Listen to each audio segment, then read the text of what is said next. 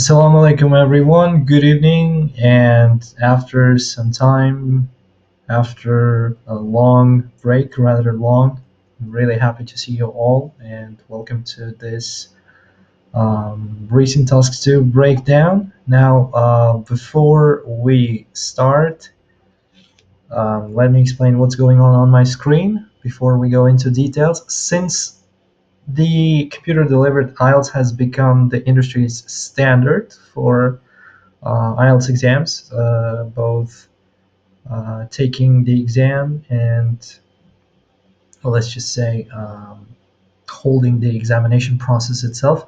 I decided to come up with something like this. I believe, well, I haven't seen actually anyone do this. So essentially, it's an HTML file. Um, Basically, it's the same thing which many instructors use to share their listening and reading tests, but here it's actually all in one document, and you can see that it's pretty much interactive.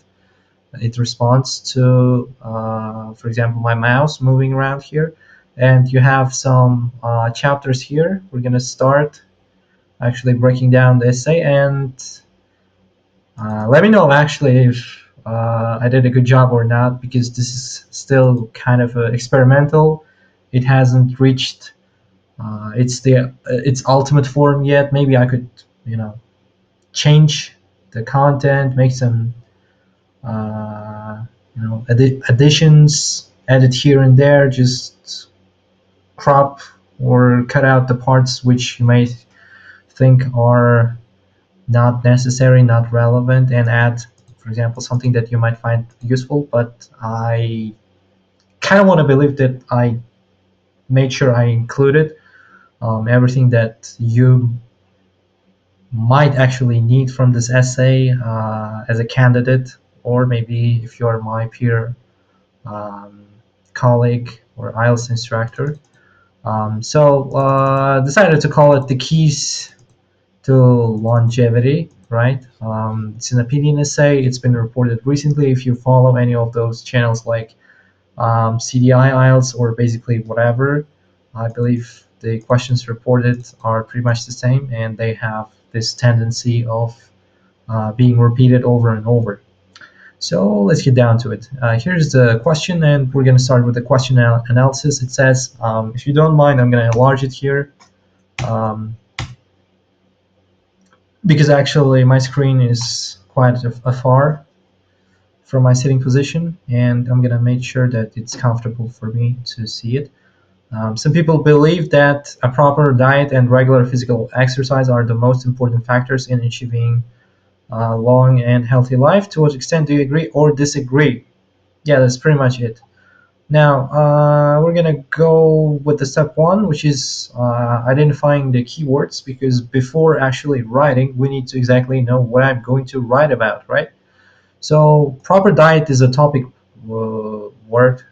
Regular physical exercise is another topic keyword. Most important, you gotta watch out for, um, collocations like this, uh, because there are some type of questions which use the, for example, biggest, or the main, the only. So basically, they give you these sort of absolutes. The system actually suggests the essay prompt gives you that, and you gotta make sure if you have this in your task 2 essay question, that it can be not only the, for example, here, most important, the best, or stuff like that. The question is designed in this way so that you could argue that, hey, wait a minute, this is not the most important, if you know what I'm talking about here. So factors is a scope word here, combining proper diet and regular physical exercise, long and healthy life. Okay, that's why we decided to call it longevity. It's a really good paraphrase, and you can soon see how it's used in the essay. So to what extent do you agree or disagree? This is task instruction, right? And you can actually see that I have these kind of I don't even know what to call it at this point.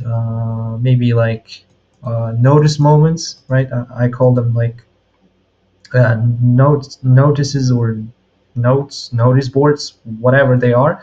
I just make sure to leave them whenever you are going to check the file out, so that you can actually do the part of the breakdown on your own. Maybe you could pick up a thing or two from these. Okay.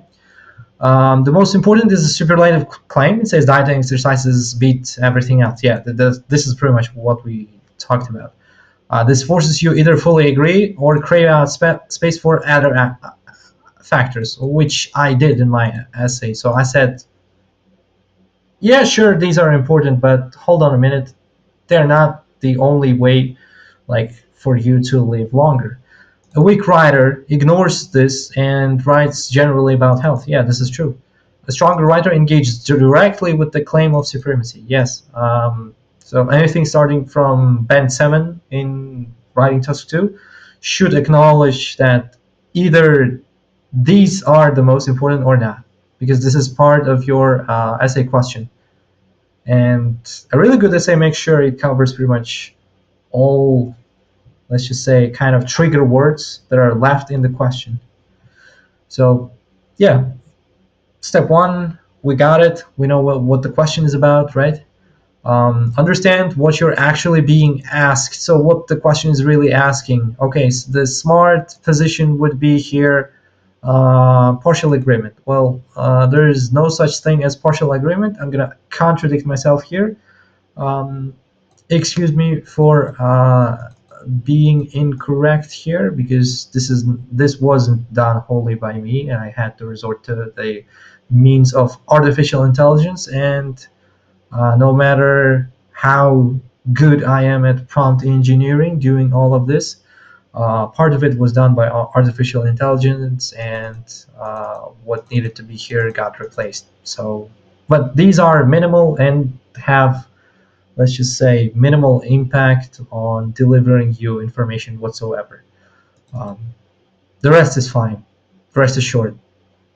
Acknowledge that diet and exercise are foundational. Okay, so uh, diet is food, exercise is your mobility, and here in this essay, I'm basically saying that, yeah, these are pretty much your cornerstone or your covering ground if you want to live long and happy. But wait a minute, these are not the only factors. Okay, so other factors, what are those other factors that I argued about? This is actually my own opinion. Are sleep, genetics, and environment. Pretty much um, stuff that you cannot ignore or argue or rebut against. Play equally critical roles.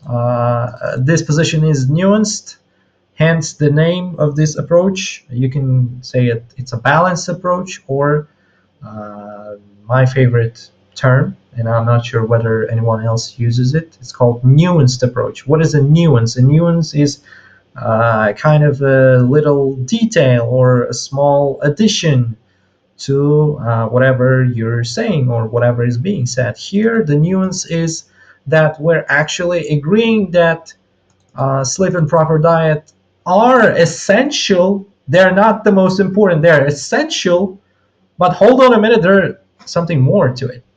So this is our nuance. We're adding our own nuance. And again, for higher level essays, you got to make sure your position is nuanced, but at the same time, it should be clear. So how do you manage being clear and nuanced at the same time? Well, we'll check it out a little bit later.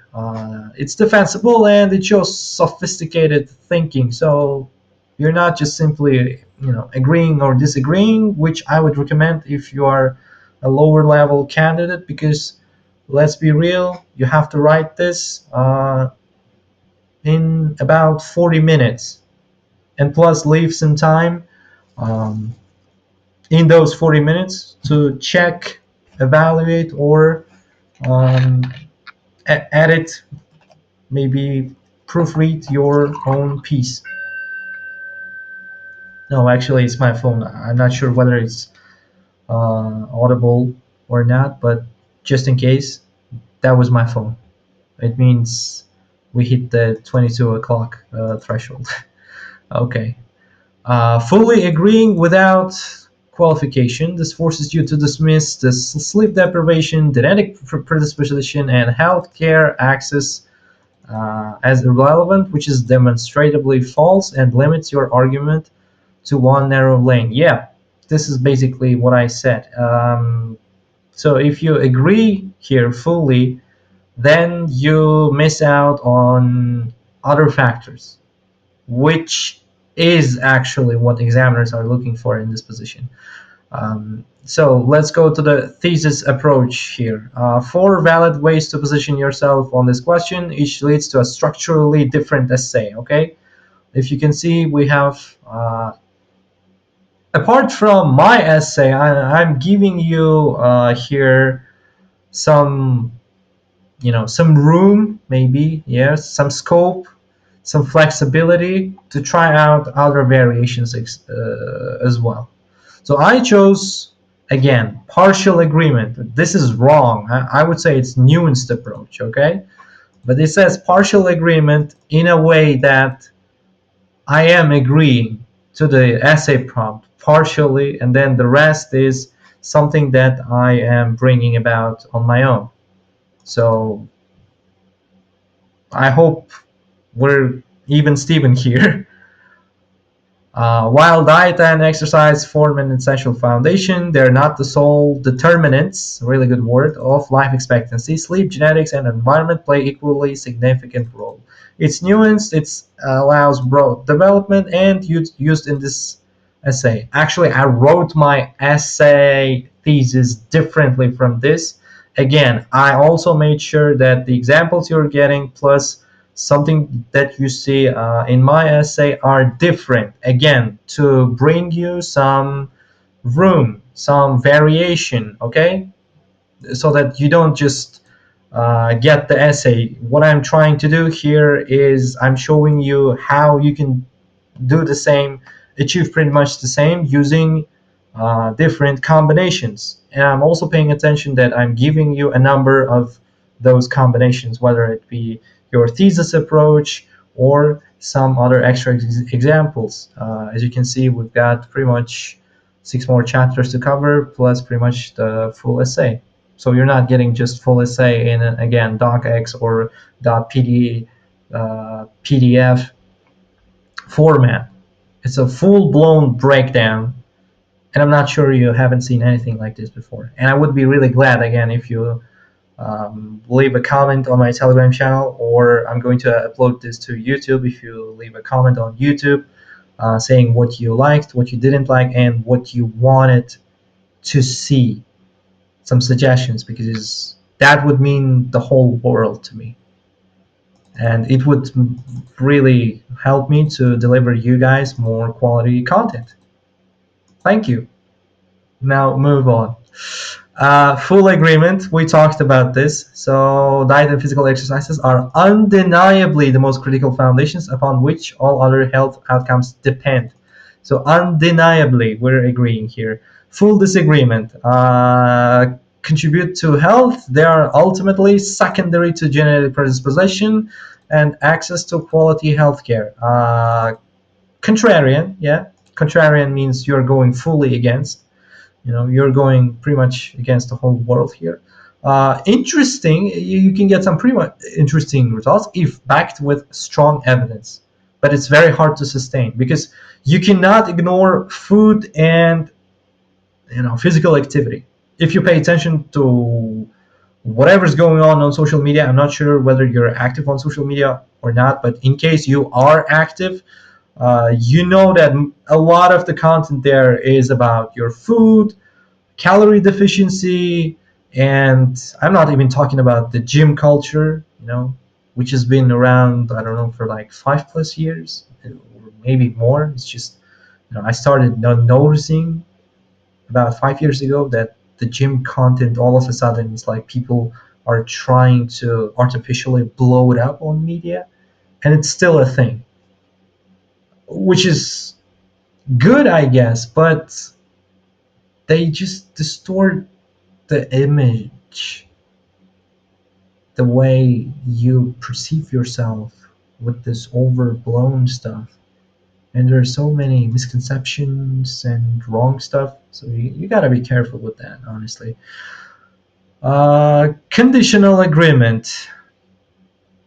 Diet and exercises are the most controllable factors in longevity, though their impact is ultimately constrained by biological and environmental variables beyond individual control. This is sophisticated. Yeah, we're saying, yeah, it's good, but this and these control them. This is also very nuanced. It works well at band 8, 9, but you got to be really careful with the language. So what I did is I just did this. I went for A. So it has this label here, used in this essay. But again, I did differently.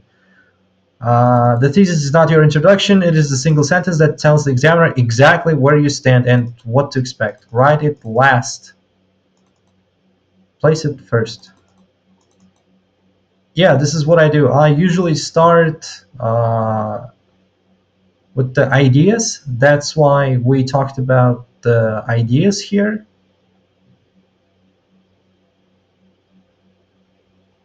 So we're moving to ideas. As you can see, there are so many ideas here. I also made sure to give you some, let's just say, generous amount here. I'm sorry. I'm gonna sip my smart juice here. Stay hydrated. Summer's coming soon. Anyways, so here you can see two columns. Diet and exercise matter.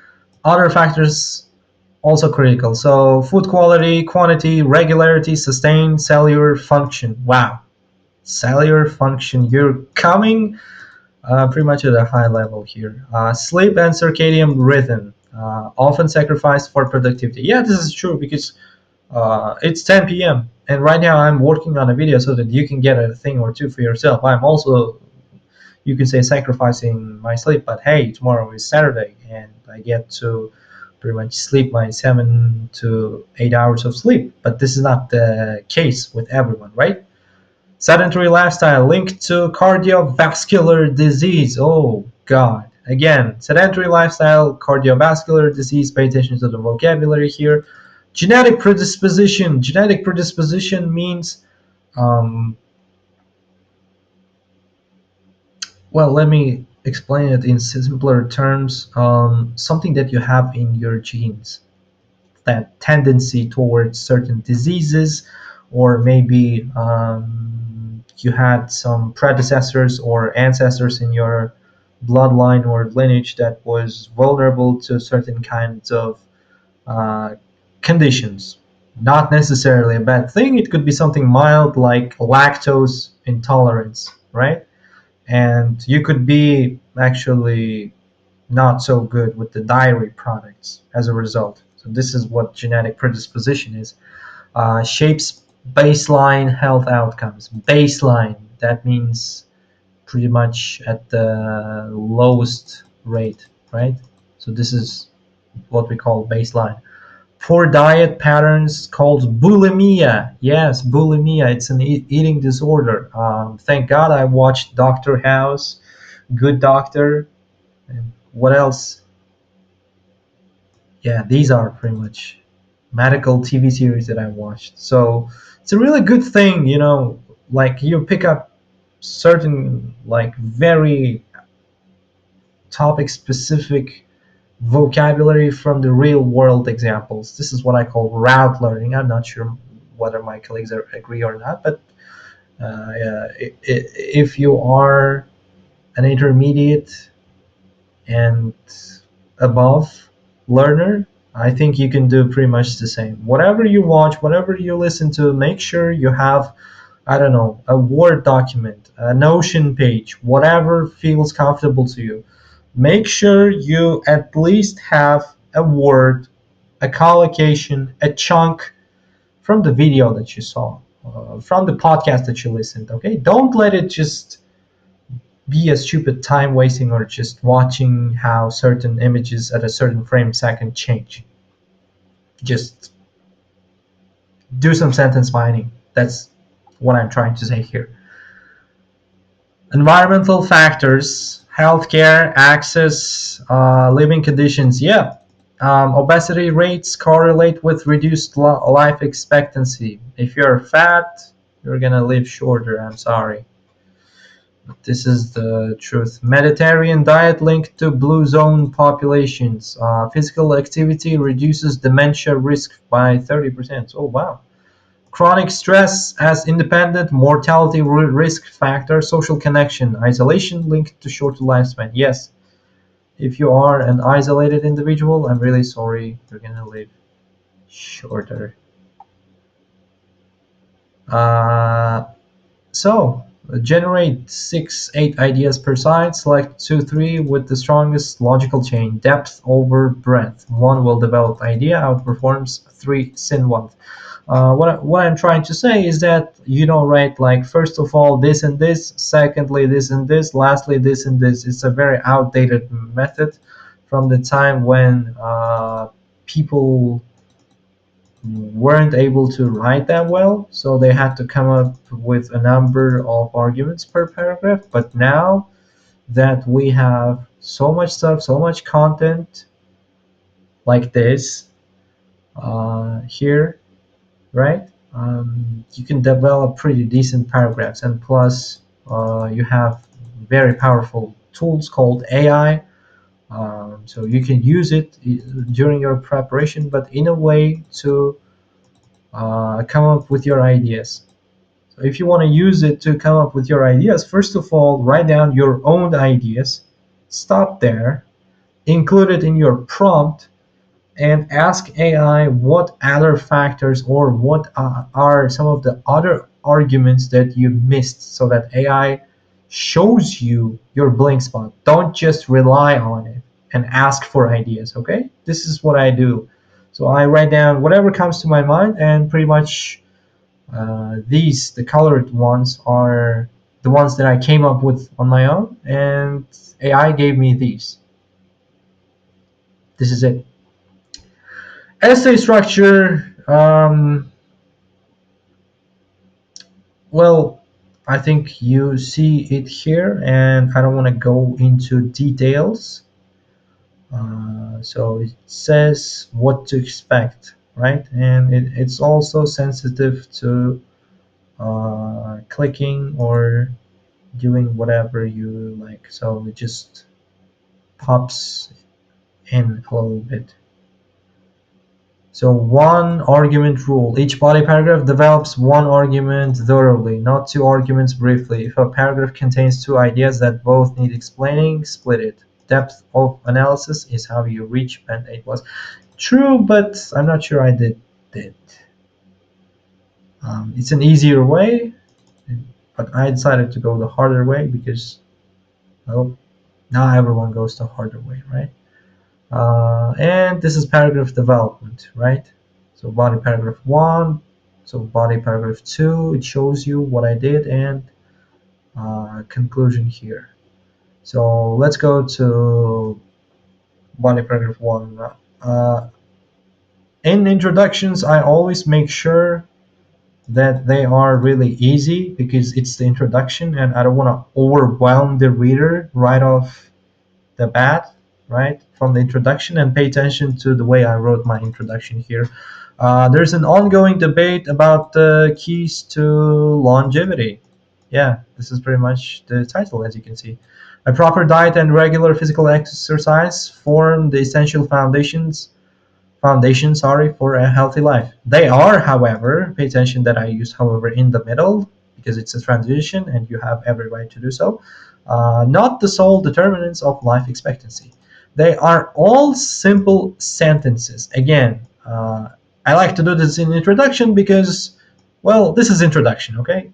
I think about it conceptually, like, for example, if it was a song that I was writing, Um, or if it's a song that I'm actually listening to, you don't start your song from the loudest part, right? From the drop. You gotta make sure you give the readers, your listener, reader in this case, but still, some time to prepare, to get used to with the context or the melody or whatever, right? So move one is a context signal. Move two is concede with the prompts claim. So this is what I'm agreeing with. And the last sentence is something that I am offering on my own. It's explained pretty much. So let's go. Topic sentence, explanation, evidence, link. The basic human needs for food and movement can significantly improve quality of life if managed correctly. So, if managed correctly, it's a really good structure. Food remains the most fundamental requirement for sustaining human life, and it is therefore essential to prioritize its quality, quantity, and regularity. Could have said amount here, but I said quantity. It usually refers to countable nouns, so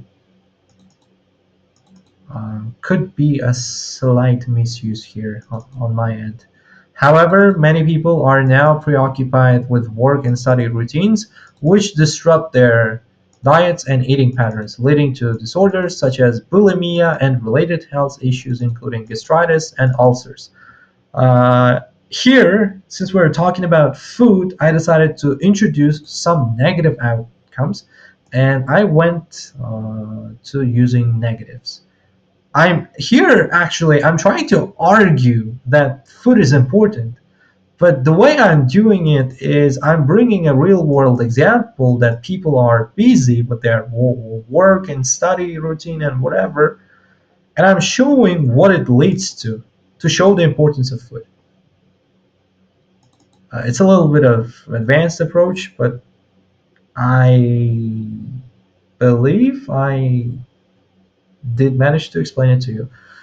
So this was my first point, or first argument. The next one, in addition to this, modern lifestyles have become increasingly sedentary, replacing natural movement and prolonged activity. Oh, yeah, this is true. This lack of physical activity contributes to chronic stress, yes, depression, and other mental conditions, which are directly linked to cardiovascular disease, uh, the leading cause of reduced life expectancy. Now, I did the same. I brought the real life example. I said people are doing this wrong, and I showed what it leads to. And then I explained that this is actually the leading cause of reduced life expectancy. So I gave topic sentence. I explained it. So, so causal chain, work routines, disrupted diet, health issues. So each step is logical. The chain adds depth without needing external citation. Yep. Second subpoint is sedentary lifestyle introduced with in addition. Develops the exercise side of argumental in parallel, ends with the strongest claim.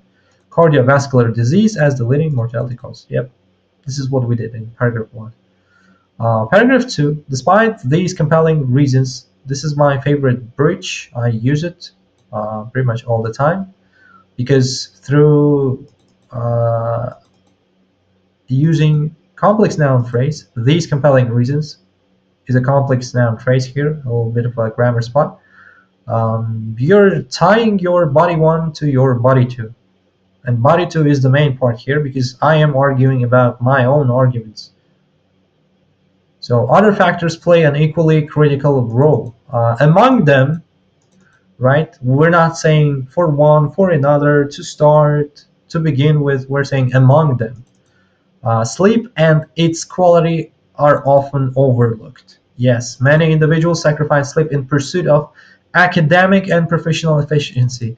We're not saying only workers or only students. This is what I do most of the time. I just combine similar or related notions into groups, clusters, whatever you call them here, So let's just say groups like this through via the use of these three magical words, and it just shows you, the examiner or the reader, that you are able to analyze, use some analytical skills, and deliver the content, right?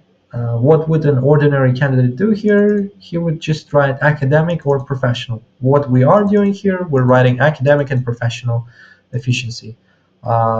Failing to recognize the opposite is true. So people sacrifice sleep, but little do they realize that they should be sleeping at that time. This is what I tell to my students, but still they don't. They say like, we only have time at night. We don't have any other time. And I always tell them, well, study in the morning, like early in the morning, like before the dawn, maybe an hour, maybe 90 minutes before the dawn, 5 a.m., 4:30. Well, waking up at 4 is just, it's just manic, unless you go to sleep at 10 or you go to sleep at 9. So you gotta do the preparation the night before, actually. But it's possible, and I did that. And I say it is possible, and the implications are far-reaching, actually, in a good way. So sleep accounts for roughly a third of human life. I'm introducing a common fact here to support my evidence. Maintaining a consistent sleep schedule and a stable circadian rhythm is essential. Yes, yeah, you can't argue with that, because if you don't sleep, you go nuts, you go crazy. In Finland, for instance, employers allow workers dedicated time during their workday to rest and recharge, sometimes supported by relaxation and meditation programs. Yeah, that's true. In Finland, like Finland actually started it, and I believe a number of other countries also picked it up. Um, and that was in 2018, if I'm not mistaken. Like, not 2019, actually. They started doing it like at that time. So basically, what they did was, after having lunch, you get those noonies, right? Like when you have this full course in the afternoon, you feel stuffed and you feel sleepy. So people in Finland thought like, let's just give these people like an hour to restore themselves and see what's happened, and they did, and the results were actually astounding. The workers actually became more productive. They were satisfied with their jobs more, less stress and burnout, because you have an entire hour. If you want to sleep, sleep. If you want to meditate, meditate. Come on. But I gotta say, like, if you have some time to sleep in the afternoon, it's really useful for your brain. So you can do it. Less prone to stress and burnout, while also demonstrating higher levels of productivity and job satisfaction. Yes. Furthermore, both individual and environmental factors influence longevity. Genetic predisposition, access to healthcare, and living conditions. Again, the same trick, but it's not A and B. This time it is A, B, and C. See? Shape long-term health outcomes, lifestyle choices. Therefore, again, since it's a transition, not a conjunction, you can use it in the middle. Operate within these biological and environmental constraints, rather than independently of them. So here is pretty much uh, the explanation of the paragraph, and here it's the conclusion part. In conclusion, while diet and physical activity are fundamental to maintaining good health, they alone do not guarantee a long and healthy life. While longevity is determined by a complex interaction of lifestyle, biological and environmental factors. Again, A, B, and C. The most useful, I mean, the most beautiful, sorry, the combination of these parallel constructions, and by the way, they're called parallel constructions, is A, B, and C. This is really beautiful. It kind of gives your essay a cadence, a rhythm, if you are into reading or writing that much. Kind of like this, and this. It kind of gives like the rhythm, and your essay doesn't get too static. Like it doesn't get these combination of simple sentences. If you include this in any of your sentences, and you see, it doesn't really matter where. All of a sudden, it gets more interesting to read, and this is the exactly what you should be doing, right?